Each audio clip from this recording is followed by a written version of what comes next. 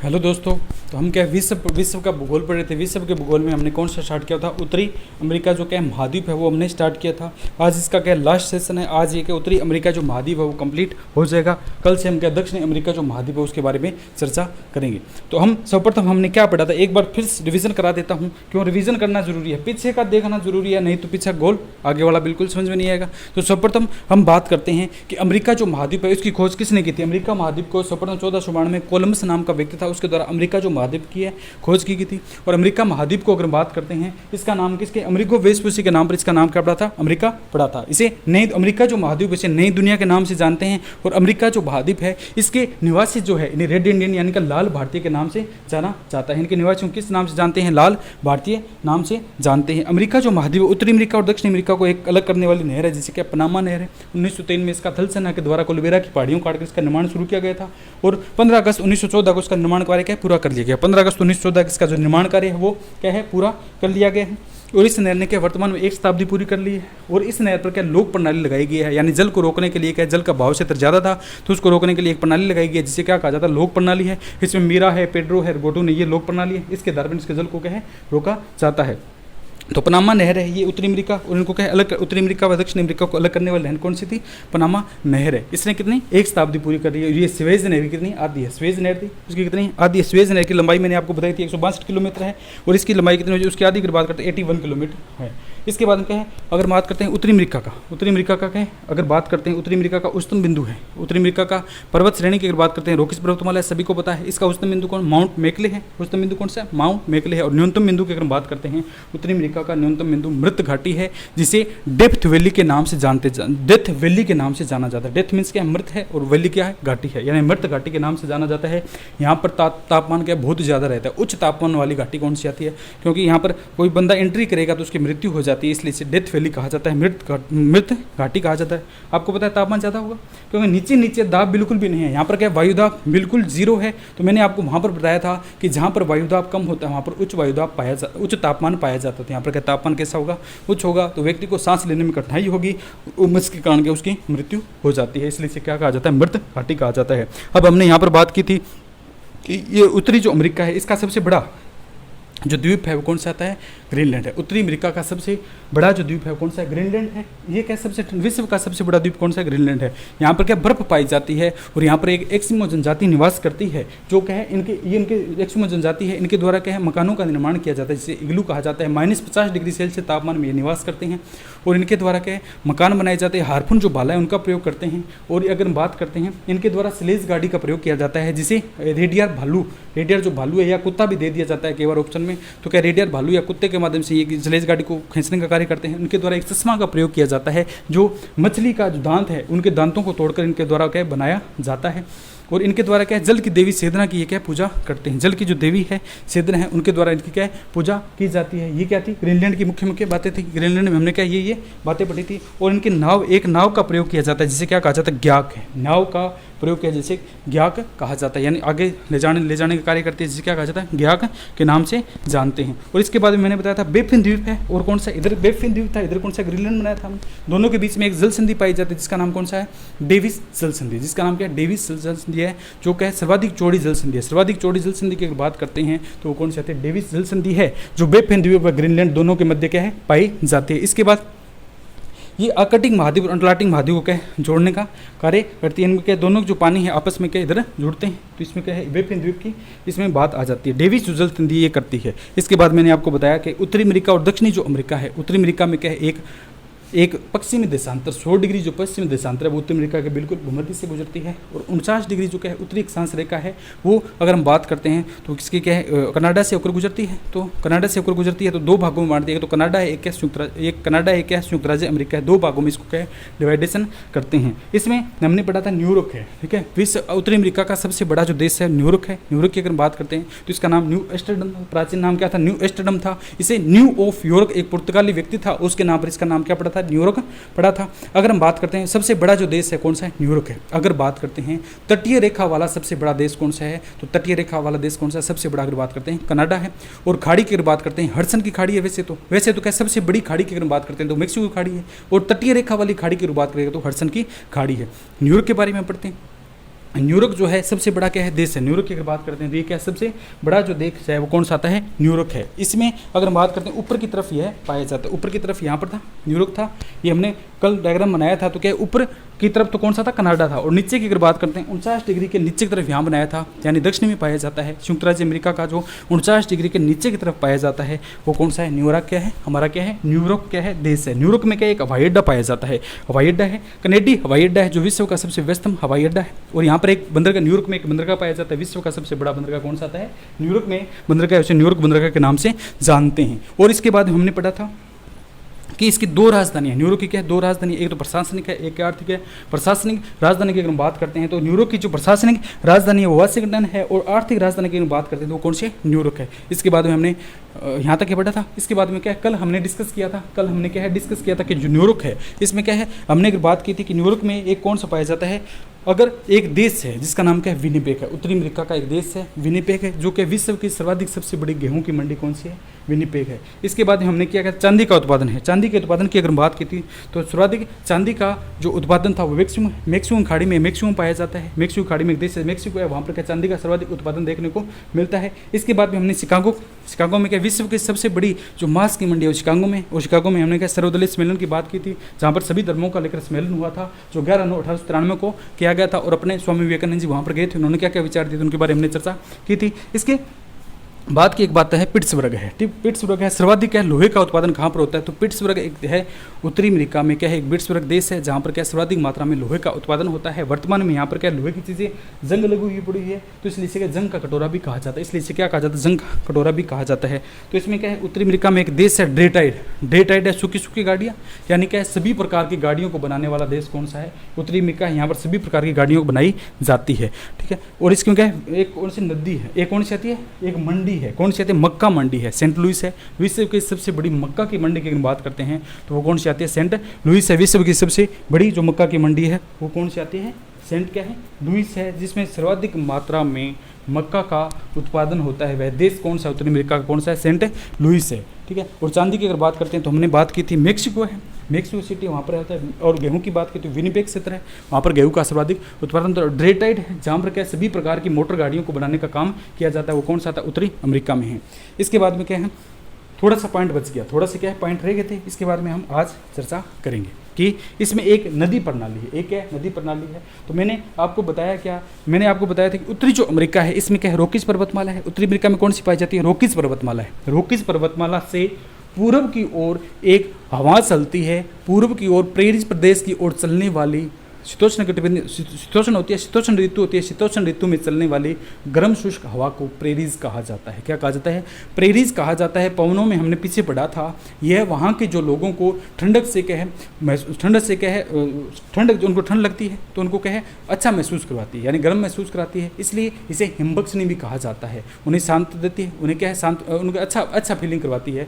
यानी क्या वहाँ के जो लोग हैं ठंड से जब कहाँ पर होते हैं तो यह पवन जब चलती है तो उन्हें क्या कंबल छोड़ देते हैं, उनके अच्छा महसूस होता है, ज़्यादा ठंड नहीं लगती है।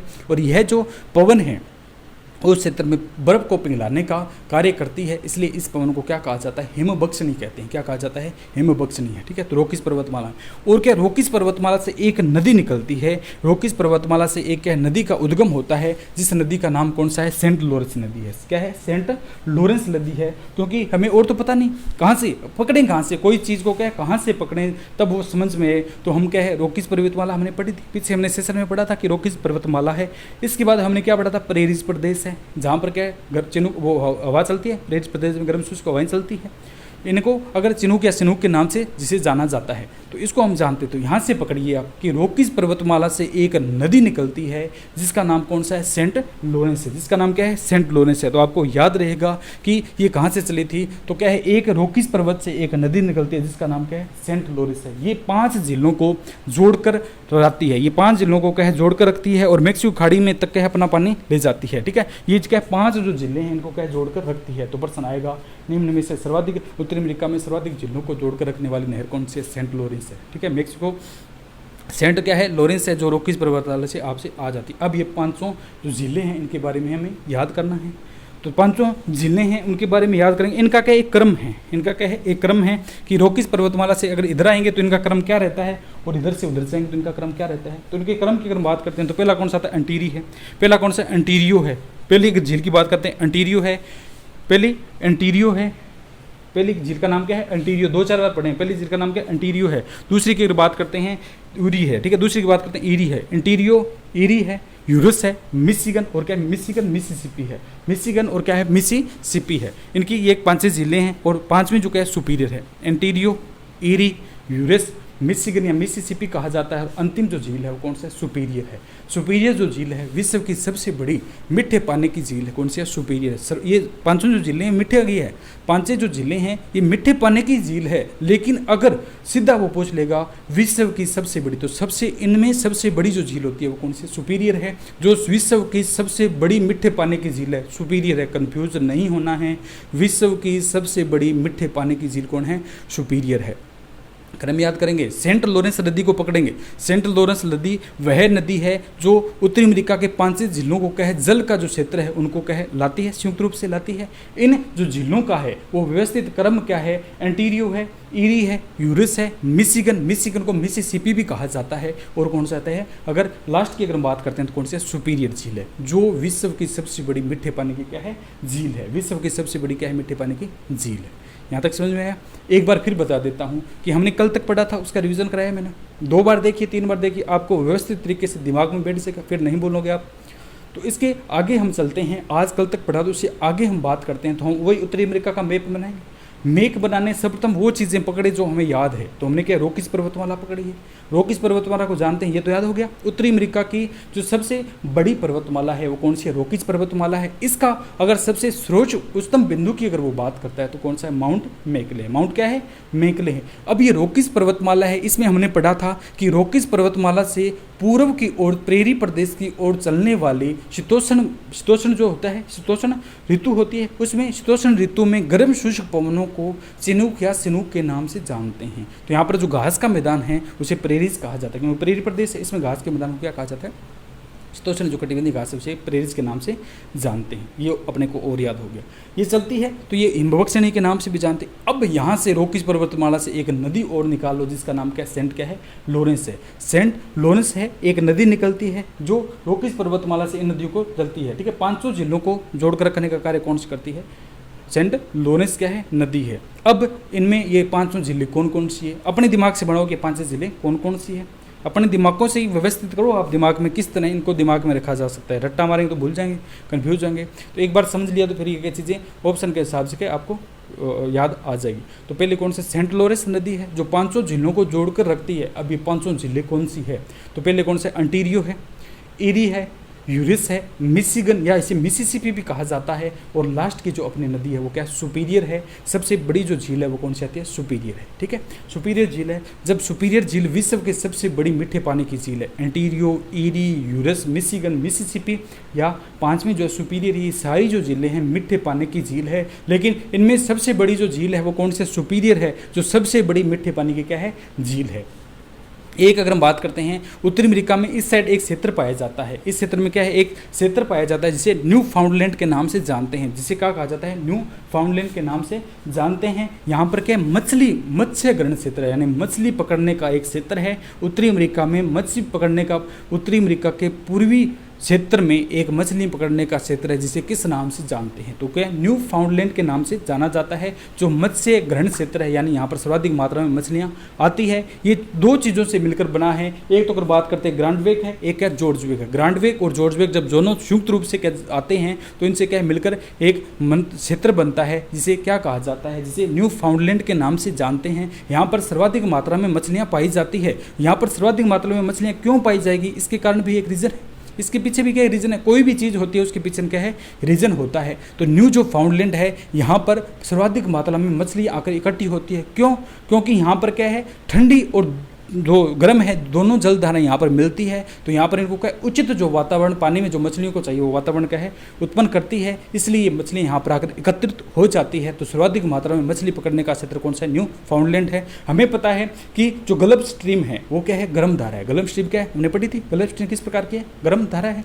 ये क्या है, नीचे से ऊपर की चलेगी। गलम धारा क्या है, नीचे से ऊपर की चलती है। और क्या, एक लेब्राडोर धारा है जो ध्रुवीय क्षेत्र, धाराएं भी बात करेंगे, धाराएं भी बात करेंगे, कौन से महासागरीय, कौन सी धाराएं किस प्रकार की है, सभी याद करेंगे, अपने तरीके से करेंगे, ठीक है। तो एक है गल्फ स्ट्रीम धारा है और दूसरी क्या है, लेब्राडोर धारा है। जो लेब्राडोर ध्रुवीय क्षेत्र से नीचे की ओर आने वाली जो धारा है उसे लेब्राडोर कहा जाता है, और नीचे से ऊपर की ओर जाने वाली एक गर्म शुष्क धारा है जिसे गल्फ स्ट्रीम कहा जाता है। जब ये दोनों क्या संयुक्त रूप से इस क्षेत्र में मिलती है, यानी न्यू फाउंडलैंड में जब यह मिलती है, तो वहाँ पर एक शुष्क जो वातावरण है, शुष्क जो पानी है उसका उत्पादन करती है, यानी पानी जो ठंडा था या ज़्यादा गर्म था उसको क्या है एक स्थिर बिंदु पर ला देती है, जहाँ पर मछलियाँ को ज़्यादा मात्रा में रहना क्या है अच्छा लगता है, ठीक है, ज़्यादा मात्रा में निवास करना उनको मछलियों को रहता है। तो यहाँ पर क्या सर्वाधिक मात्रा में मछली रहती है, तो जो भी मछली पकड़ने के लिए जाते थे यहाँ इस क्षेत्र में जाएंगे, उन्हें सर्वाधिक मात्रा में मछली मिलती है। इसलिए न्यू फाउंडलैंड को मत्स्य ग्रहण क्षेत्र कहा जाता है। रट्टा नहीं मारना, आज तक तो पढ़ा होगा न्यू फाउंडलैंड को मत्स्य ग्रहण, न्यू फाउंडलैंड को मत्स्य ग्रहण, ठीक है। क्यों कहा जाता है, क्योंकि यहाँ गर्म और ठंडी दोनों धाराएं आती है, तो मिलती है, तो ये क्या है वातावरण जो क्या है पानी जो है वहाँ का उचित मिल जाता है, इसलिए क्या मछली यहाँ पर रहना निवास करती है,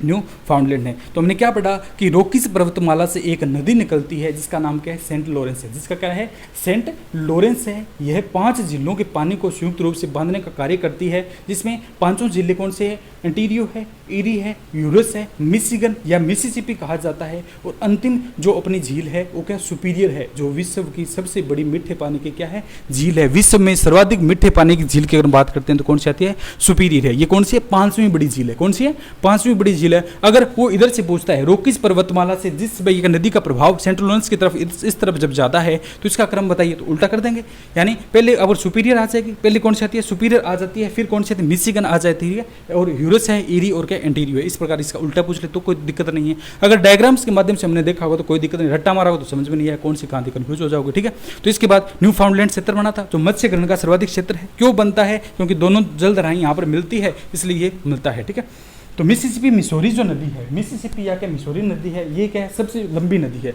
यह सबसे लंबी थी, मेक्सिको खाड़ी में ले जाती है, ठीक है। ये मिसिसिपी या मिसौरी जो नदी है ये मेक्सिको खाड़ी तक अपना जल ले जाती है। सबसे कल पढ़ा था हमने, मिसिसिपी या मिसौरी नदी है, ये सबसे क्या है लंबी नदी है। अमेरिका की अगर बात करते हैं सबसे लंबी नदी कौन सी है, मिसिसिपी, या उत्तरी अमेरिका की सबसे लंबी नदी की बात करते हैं तो कौन सी है, मिसिसिपी या क्या है मिसौरी नदी है, मिसिसिपी या क्या मिसौरी नदी है। एक अगर हम बात करते हैं तो उत्तरी अमेरिका में, उत्तरी जो अमेरिका है वहाँ पर गर्म जल के कुछ स्रोत मिले हैं, गर्म जल के क्या कुछ स्रोत मिले हैं जिन्हें गिजर कहा जाता है, जिन्हें क्या कहते हैं, गिजर कहा जाता है। अगर हम बात करते हैं उत्तरी अमेरिका का सबसे क्या है, सबसे अगर प्रसिद्ध जो गिजर है उसका नाम बताइए, तो क्या है, ओल्ड फेथफुल। ये ऐसे तो याद रहेगा नहीं, रट्टा तो मारना नहीं है, कि उत्तरी अमेरिका में कुछ गर्म जल धाराओं के क्षेत्र मिले हैं जिन्हें हमें पता है गर्म पानी की क्षेत्र गिजर से होता है, तो गर्म जलाओं का क्षेत्र मिला है तो कौन सा गिजर है। सबसे अगर हम बात करते हैं प्रसिद्ध गिजर कौन सा है, सबसे प्रसिद्ध गिजर की अगर बात करते हैं उत्तरी अमेरिका कौन सा है, ओल्ड फेथफुल, यानी पुराना और विश्वास करने वाला। गिजर तो क्या है, जितना पुराना हो वो विश्वास करने वाला। ओल्ड है लेकिन फेथफुल है। हम जब गिजर खरीदते हैं तो वो ग्राहक को क्या कहता है, ओल्ड है, फेथफुल है, यानी पुराना है लेकिन विश्वास करने लायक, आप गिजर ले जाएं पानी गर्म करेगा। तो क्या है, सबसे उत्तरी अमेरिका का सबसे प्रसिद्ध जो गिजर जो है वो कौन सा आता है, कौन सा है, ओल्ड क्या है, फेथफुल है। ओल्ड क्या है, फेथफुल जो सबसे क्या है, ठीक है।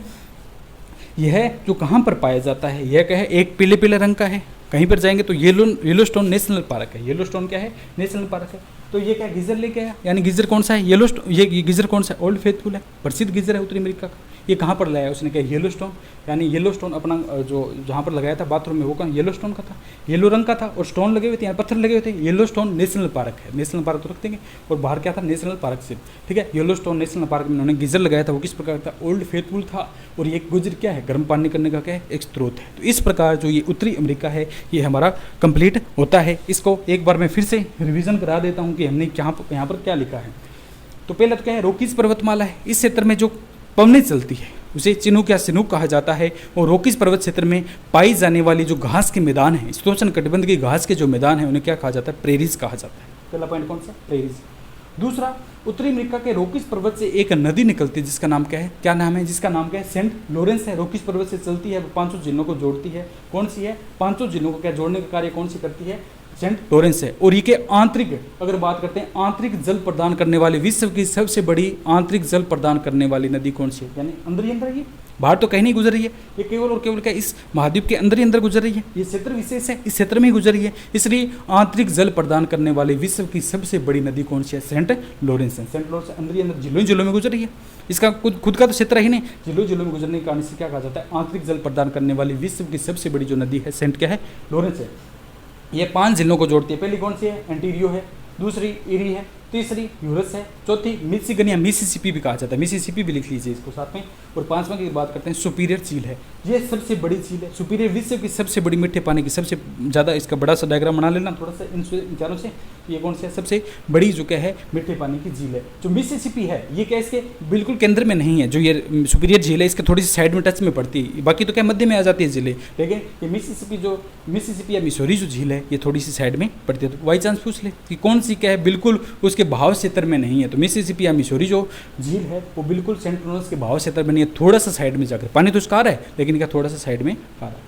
तो इसका क्या है? हाँ, अब क्या ग्रांड वेड और क्या जॉर्ज वे 2 क्षेत्र है, इन दोनों से मिलकर क्या है पूर्वी उत्तरी अमेरिका महाद्वीप के पूरी क्षेत्र में एक क्षेत्र बनना है जिसे न्यू फाउंडलैंड कहा जाता है। यह कहाँ पर है? कनाडा में है, जो क्या है मत्स्य ग्रहण क्षेत्र है। यानी कनाडा में न्यू ग्राउंड फाउंडलैंड है, क्या कहा जाता है? न्यू फाउंडलैंड है, जो क्या है मत्स्य ग्रहण क्षेत्र है। यानी यहाँ मछलियाँ ज़्यादा आती है। क्यों आती है? तो ऊपर से क्या लेब्राडोर धारा आती है, नीचे से गल्फ स्ट्रीम जाती है, दोनों जहाँ यहाँ पर मिलती है तो यहाँ मछलियाँ इकट्ठी हो जाती है। इसलिए क्या सर्वाधिक मात्रा में मत्स्य ग्रहण, यहाँ से सर्वाधिक मात्रा में मछली पकड़ी जाती है।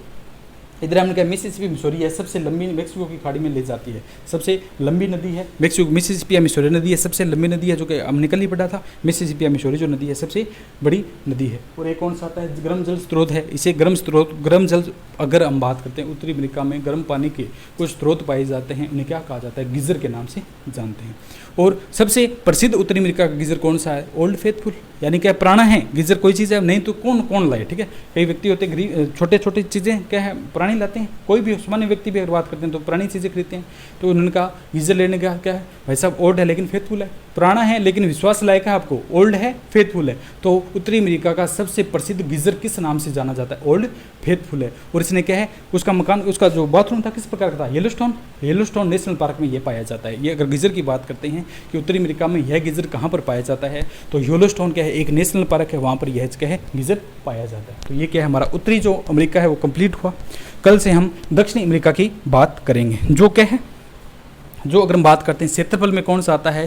क्षेत्रफल की अगर बात करते हैं तो चौथा है, और जनसंख्या के आधार पर बात करें तो कौन सा है? 5वां बड़ा महाद्वीप है। उसके बारे में क्या है कल चर्चा करेंगे, कल चर्चा इसके बारे में करेंगे और उसको एक या 2 दिन में क्या कंप्लीट हो जाएगा, उसके बाद में आगे बढ़ेंगे। तो आज के लिए इतना ही, थैंक यू दोस्तों।